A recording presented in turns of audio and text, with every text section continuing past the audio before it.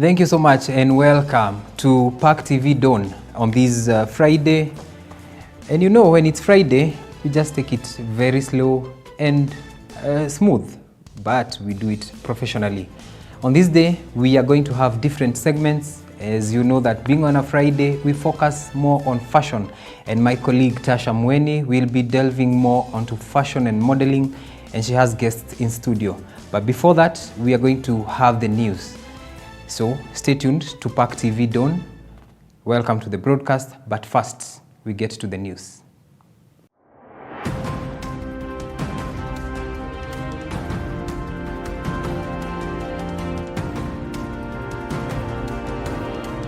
And in our highlights this morning, 2 years down the line, what is the progress of the government's significant milestone on embracing foster care initiative among communities? We want to transition children from these orphanages to families and communities. And in our special report today, we focus on unlocking potential skills for children living with disabilities. Tunaalika wazazi, msije mkaona haya ya kutoa watoto wenu na kuwapeleka katika senta mbalimbali.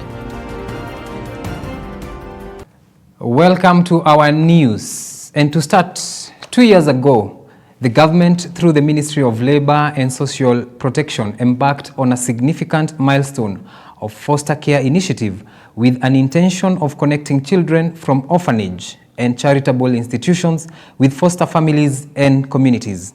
Government officials and partners in Children Department say that the transformative journey away from orphanages is smooth and bearing fruits, urging more foster care parents to partner with the government towards realization of the said initiative that's set to be complete by the year 2032. Our reporter Fred Kamande with this more. With Kenya having an estimated 45,000 children living in over 900 privately run charitable institutions, 2 years ago the government launched an initiative with a push for family and community-based foster care. And so it's something of a beauty to us when we see all these foster parents here, because they have been trained. They know what foster care programming is. The initiative under the Ministry of Labor and Social Protection has rapidly gained momentum, with over 4,000 children connected with families and communities, and the number of the new foster parents growing by day. The process is very smooth, and that is why we are here today to tell members of the public that you don't have to buy a child. We have a very bad behavior where somebody sells a human being, yet slave trade ended long time ago. We are telling Kenyans, hakuna kugura mtoto. Other partners present noting that transition from institutional care to family-based support is crucial for the emotional and development well-being of children, and the success of the initiative relies heavily on the participation of foster parents. The family environment gives children identity, it gives them acceptance, it gives them love and a sense of belonging. And when children grow in a family environment, they are able to grow up as responsible Kenyans, and they'll also have an opportunity to be able to raise their own children. So I would call upon all Kenyans, open your heart, open your home. Let's give every child that needs a family environment. Reporting from Murang'a County, my name is Fred Kamande. Thank you, Fred. As the KCSE national exams for the year 2024 nears the end, the Ministry of Education has emphasized that the exercise is running smoothly, fairly, and in a transparent manner. Speaking during the inspection of the ongoing examination process in Murang'a County, the County Director of Education, Ann Kilu, said over 31,000 candidates are sitting for KCSE in 344 centers this year in this county, stating that no cases of irregularities have been reported so far. Let's have a look. As the KCSE exams for the year 2024 continues, a total of 31,651 candidates in Murang'a County are the ones sitting for this exam, with the exams taking place in 344 examination centers. Murang'a County Director of Education Ann Kilu confirming that the examinations are continuing smoothly, citing that there are no cases of irregularities that have been reported. Tumaini kwamba tutakuwa na improvement katika kila mtihani. Pia tumewaambia wasiwe na uoga. Tumehakikisha kwamba hakutakuwa na jambo lolote litafanya huu mtihani tusipate kitu inaitwa zero irregularity. We want to promise the parents that we are going to deliver a credible examination. Kilu cautioning unauthorized persons from accessing examination centers, saying that security officers are only allowing those tasked to man the exercise to be at the centers, which will ensure no cases of irregularities will be recorded until this examination is over. And we are calling upon all parents, wherever they are, they should just pray for our candidates when they are at home. We want to encourage our teachers also to continue praying for these candidates because they prepared them. So they should work with them in prayer. KCSE is a very crucial examination in a student's life. So they have to do their best. They've been prepared, so they need not panic over anything. Reporting for PAC TV, I'm Robert Gakure. And this week, we have been focusing on people living with disabilities. Our reporter Tasha Mweni have prepared a special report on disability is not inability, as many parents who are blessed with children who live with disabilities struggle with societal stigma, often feeling pressured to hide their children away rather than embracing them. In our special report on disability is not inability, our reporter Tasha Mweni brings us a report on unlocking potential skills for children living with disabilities. Societal stigma towards people living with disabilities has continued to thrive, resulting to parents who get children with disabilities to hiding them away rather than embracing them. Watoto hawa wakati mwingi wanatengwa kwa sababu watu wanaona ni kama sio kama wale watoto wao wengine wako nyumbani. Kwa hivyo ni ombi letu sisi kama wazazi muweze kuwakubali ili nao waweze kukua kama watoto wengine. Hao watoto kazi yetu ni kuwasaidia ndio waweze kukua independent kwa maisha yao.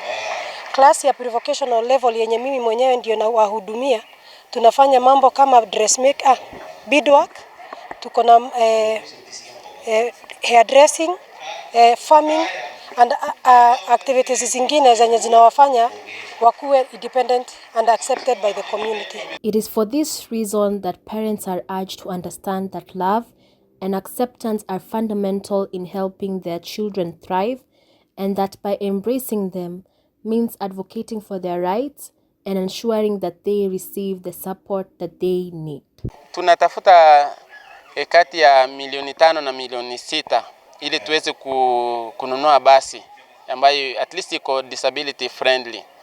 Na tunaalika wazazi ambao wako na watoto nyumbani ambao wako na ulemavu, usifiche mtoto wako kwa sababu ukimficha basi utakuwa unaendelea kuumia moyoni mwako. Reporting for PAC TV from Nairobi, I am Tasha Mweni. And that's all we had for you in our news this morning. But before we take a break, we go to the other side of the studio where my colleague Tasha Mweni has guests, as I had told you, with the pop-up fashion show. Over to you, Tasha.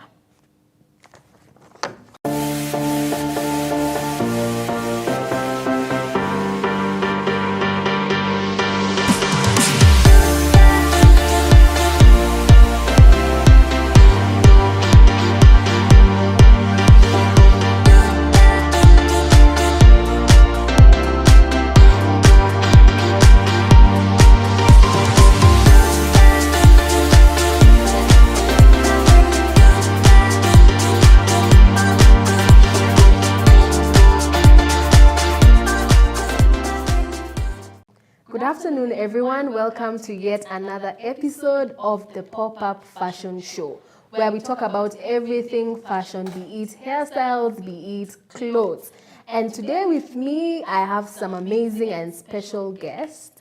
Mr. Park 2024 to 2025, Mr. Kevin Minor, and Miss Park Fast Runners Up 2024 to 2025, Miss Shama Blessing. And they'll be talking to us about key insights in the fashion and the modeling industry. Personally, I am very excited. I know you are too. So thank you guys for joining us today. I'm really looking forward to what you guys have for us, right?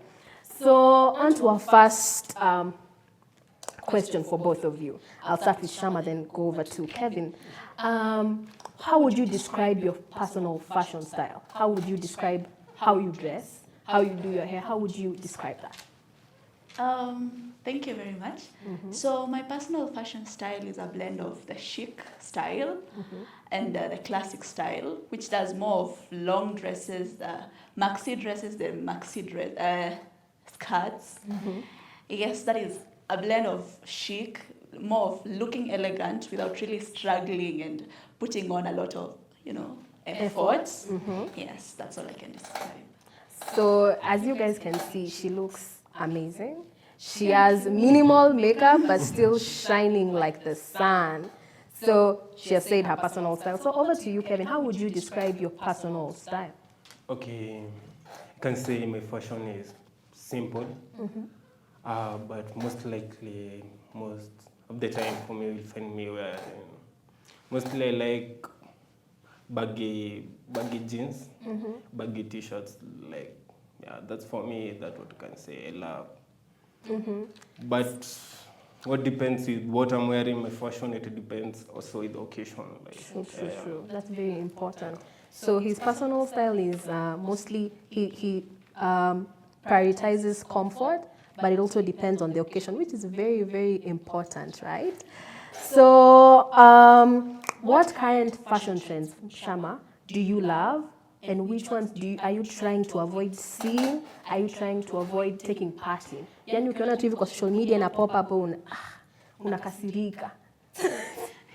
Well, personally, as I said, I love the maxi dresses, long dinner dresses that look very nice on me, that is. But the ones I hate, I can't say hate, but I don't love them. The casual wear, the baggy jeans, as you said. But now, for me, it's a no on females, even on men. I mean, why would you have something that I can wear and have someone else inside, No offense, Kevin. Yeah, totally no offense. But why, I just don't love them. These crop, what do you call them? Crop sweaters? No, the crop official shirts. Oh, The ones that are cropped and then you put them on with a tie and a baggy. Okay. No, that's not no living. offense, but I don't find them elegant. I have no problem with whoever puts them on, but I don't find just not on me. The ragged clothes, the ragged denim skirts, I find them off. But you can actually see some fashion trends. Some clothes look good on others, but on you, unasema no, not me. Like it looks good on you, but on me, I'd not try this. You personally, if you saw me in a baggy cargo pants, it's just not me. I wouldn't even be comfortable in that. So you like elegance. You like something that speaks elegance and class. Exactly. Something that's fitting and complements my body. True. Which is very important to understand even your body type, right? Yeah. It's very precious. So Kevin, which current fashion trends do you love? Nagani are you trying to avoid? Okay, for me, I can say the fashion, the one that is the trending one right now, the baggy pants and the baggy t-shirt and everything baggy. I can say it was I like it right now, but what I hate, I can say the skinny jeans. I don't think there should be anyone wearing skinny jeans on this generation, But for me, I can say, I like baggy pants, baggy jeans. And then official, I like official wear. So skinny jeans are a no for skinny you. jeans are no for me. Okay, so this is interesting, very insightful, guys. So on to the third question. Do you believe in following fashion trends, or do you believe in giving a trend your own twist, like your own personal twist? Yani tukiona tunaona this is so Shama, this is so Kevin. Do you believe in that, ama you believe in unaona inspiration on Pinterest and then you copy the entire thing from head to toe? What do you think, Shama? Personally, I love adding my own twist to outfits. Yeah. Because why would I dress in a certain way and everyone else out there can dress the exact same way, you know? Even if I'm wearing a dress that everyone else has, let me add a twist to it. Maybe let me add a belt, you know? Let me add jewelry. Something that you will look at and know this is Shama, you know? Yeah, so that when you'll see me even any other day in a different outfits, you'll get to know, this is not her. This is not her. This is not her. It's not Someone must have picked this clothes for her. Exactly. So I love adding a twist to my outfits in such a way that you will not find anyone else dressed the exact same way I've dressed my own. It even brings about authenticity, right? Exactly, Yeah. Which is very, I believe, is very essential in fashion, right? Yeah. So Kevin. For me, I can say I don't like following the trend. Like basically, right now, like I'm trying to build my fashion career. Yeah. I'm still young, but what I can say, like I wanna come up with something like it's my own. Like it's not like I'm on the road, everyone is having the same like fashion. I wanna have something my own, something unique. Yeah. Something that speaks to you, yeah, right? yeah. Which is very, very important. So, still in that line, which brands do you admire most in the fashion industry? Brands? Yeah. Do I have a specific brand I admire? Not really. Chanel kidogo. Chanel? But I've not really invested in knowing brands and, you know, looking up to them. But designers, maybe. But brands, Brands, no. No much. Not really. So, do you think that one day you'd want to bring about your own fashion brand, your own fashion line? Well, yes, with time I will.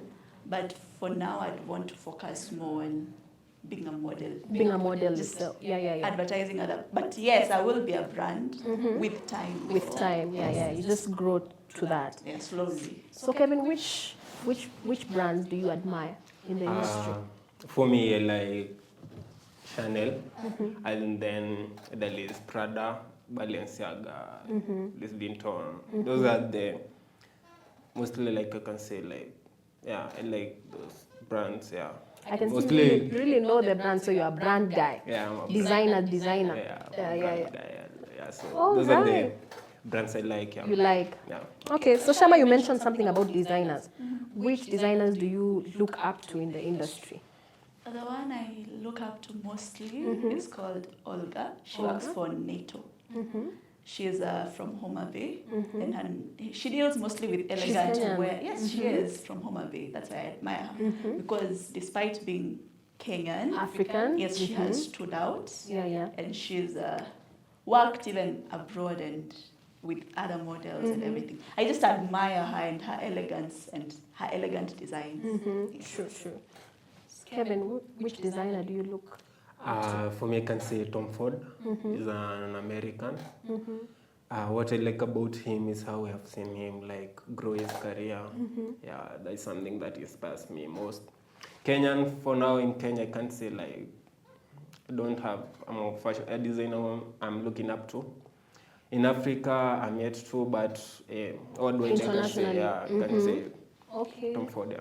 There's something you've spoken about, Shama. Africans rising to the standards of the international fashion industry, which is amazing. It stands out for me because for a long time in history, this fashion industry, this modeling industry has been dominated by by international countries and people. So slowly by slowly we are seeing Africa making its way into this. So it's big for us, it's a win for Africa, and we are proud of Africa. So moving on to the modeling aspect of all this. Shama, when did you decide to pursue modeling? And how would you describe your growth in this industry? Well, personally, I've always wanted to be a model since childhood, though I began officially last year. That's when I officially began training, That was when I joined a modeling agency, and I can describe it as slow and steady.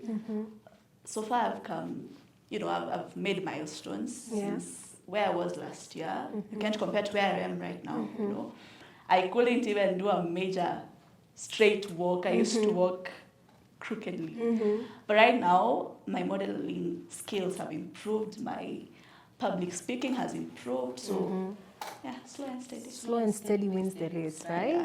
Yeah, true. So Kevin, when did you decide to pursue modeling and why? Okay, for me, I can say like it's not something like I was up to. Like it's not something like when I was young, I've said like I want to be a model. But as I was growing up, like people could approach me and they were like, if you be in this field, like you can make a good model. And I was like, last year I decided to give it a shot. And I became first runners up. And I was like, yeah, what can I do to change what I did last year? And that's when I decided like, even this year I will be participating.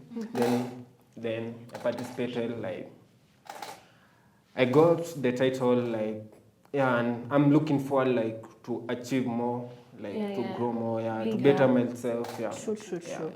All right, so congratulations to you guys, by the way. You did an amazing job. I watched you guys start your walk on the runway, and it was marvelous. So, what's the biggest challenge you have faced as a model in the industry, and how did you overcome this challenge?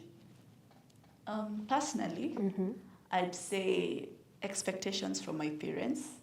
My parents are pastors, so they believe that most models walk naked. Let me quote it that way. And that has been my biggest challenge, trying to convince my parents that it doesn't mean I'll have to walk naked on stage just because I'm a model, We have standards, you have your own principles, and convincing them, actually them enrolling me to a modeling school took time. Took a lot, Because they expect you to be a brand, they expect you to be a model of decency. So convincing them has been how did I overcome?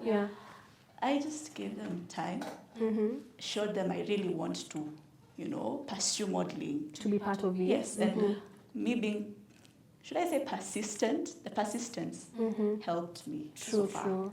Yes, and they agreed finally. You really showed them that you want to be part of it, right? Yes. And another problem I had was, what do you call it? My physique. I have a back problem. So, modeling has standards and requirements. Most people believe that to be a model, you have to be tall, you have to have a straight back. My back is not straight. You'll have to be skinny, you'll have to be dark. Those expectations, they've been a challenge. But I overlooked them, and here I am today. Wow, that's amazing. Kevin, what challenge have you faced and how did you overcome it? For me, I can say, like, when I was joining campus, like, I was not so good in interacting with people. I was so shy. But I can say for now, I've been able to overcome that. Like, I've worked on I'm good, like, I can say for now, I'm able to express myself at any platform, The next thing, like, I can say, for me, I can say, another challenge that I've faced so much is, like, in modeling, you need to have a lot of money. You need to be financially stable. Yeah, for me, like, being a guy, like, having nobody supporting me, like, so, I can say, it is a struggle, but I'm finding ways, like, I can cope, or ways, like, I can come up with, then, like, I'm able, like, to financially satisfy what I need, like, Yeah, that's amazing. It's nice to hear your challenges because someone out there might be facing the same and they want to make it through the fashion and modeling industry. So it's always nice to learn from people in this particular field so that they can also know what to do. So thank you guys for your insights. It's been an enlightening session. I have enjoyed it personally and I know the viewers have too. So on to the viewers, thank you so much for listening in till the end. We have had such an amazing session and remember that fashion is not about what you wear, but how you express yourself as a person. So let's move on to the next session of Fashion on the Streets with Fred Kamande. It's been very enlightening, and I can't wait to see what Fred has for us. I've been your host for the show, Tasha Mweni. Thank you. And we are on the street and we are capturing the heartbeat of everyday style, getting their opinion on what fashion means to the people who wear it. Join me on this. My name is Fred Kamani. How do you think fashion will be in years time to come? Okay, first of all, in the years to come, you find that the mode of dressing, it will be something that will not be appealing at all. Because if this is just 21st century, and you can see how some of the people are dressing, so by the time maybe 20 years to come or 30 years to come, you'll find that the dressing will be extremely in a worst way. Yeah. Okay, thank you for your time. Yes, thank you. And that's wrap on today's Street Style. Stories about fashion, as we have heard, is as diverse and personal as the people who wear it. Back to you in studio. My name is Fred.